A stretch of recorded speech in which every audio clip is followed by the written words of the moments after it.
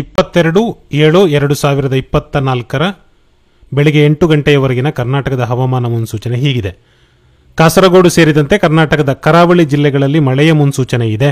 ಆದರೆ ಘಟ್ಟದ ಕೆಳಗಿನ ತಾಲೂಕುಗಳಲ್ಲಿ ಅಲ್ಲಲ್ಲಿ ಉತ್ತಮ ಮಳೆಯ ಮುನ್ಸೂಚನೆ ಇದೆ. ಉತ್ತರ ಕನ್ನಡ ಜಿಲ್ಲೆಯಲ್ಲಿ ಮಳೆ ಸ್ವಲ್ಪ ಕಡಿಮೆ ಇರಬಹುದು. ಮಧ್ಯಾಹ್ನ ನಂತರ ಮಳೆಯ ಪ್ರಮಾಣ ಕಡಿಮೆಯಾಗಬಹುದು. ಕೊಡಗು, ಹಾಸನ, ಚಿಕ್ಕಮಗಳೂರು ಹಾಗೂ ಶಿವಮೊಗ್ಗ ಜಿಲ್ಲೆಗಳ ಕರಾವಳಿ ಜಿಲ್ಲೆಗಳಿಗೆ ಹೊಂದಿಕೊಂಡಿರುವ ಪ್ರದೇಶಗಳಲ್ಲಿ ಉತ್ತಮ ಹಾಗೂ ಉಳಿದ ಭಾಗಗಳಲ್ಲಿ ಸಾಮಾನ್ಯ ಮಳೆಯ ಮುನ್ಸೂಚನೆ ಇದೆ. ಶಿವಮೊಗ್ಗದಲ್ಲಿ ಮಳೆ ಸ್ವಲ್ಪ ಜಾಸ್ತಿ ಇರಬಹುದು. ಹಾವೇರಿ, ಧಾರವಾಡ, ಬೆಳಗಾವಿ, ಬಾಗಲಕೋಟೆ, ಗದಗ, ದಾವಣಗೆರೆ, ಬಳ್ಳಾರಿ, ರಾಯಚೂರು, ಕೊಪ್ಪಳ, ವಿಜಯಪುರ ಜಿಲ್ಲೆಗಳಲ್ಲಿ ಮಳೆಯ ಮುನ್ಸೂಚನೆ ಇದೆ. ಯಾದಗಿರಿ, ಕಲಬುರಗಿ, ಬೀದರ್ ಜಿಲ್ಲೆಗಳಲ್ಲಿ ಉತ್ತಮ ಮಳೆಯ ಮುನ್ಸೂಚನೆ ಇದೆ.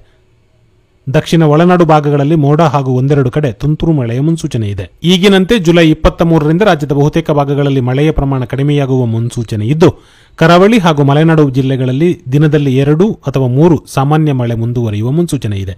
ಈ ಮಾಹಿತಿಯನ್ನು ಕೊಟ್ಟವರು ಸಾಯಿ ಶೇಖರ್ ಕರಿಕಳ.